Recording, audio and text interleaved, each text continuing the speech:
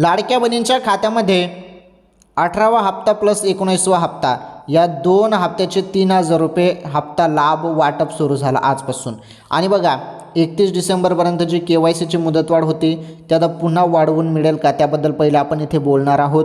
KYC बघा भरपूर बहिणींनी केलेली आहे, जवळपास 45 लाख बहिणींचा हप्ता यामुळे थांबवला.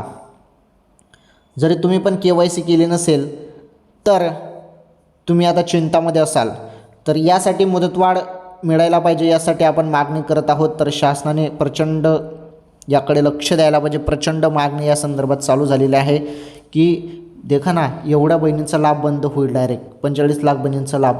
तर त्या बहिणींचा लाभ पुन्हा सुरू करा, लाडक्या बहिणींचा लाभ पुन्हा सुरू करा, अशी मागणी आपण सर्वजण करत आहोत. तुम्ही पण कमेंटमध्ये मागणी करा की KYCसाठी मुदतवाढ द्या म्हणून. चला पटापट कमेंट करून सांगा. आणि 3,000 रुपये लवकरच तुमच्या खात्यामध्ये वाटप होणार आहे 2 हप्त्याची. ओके.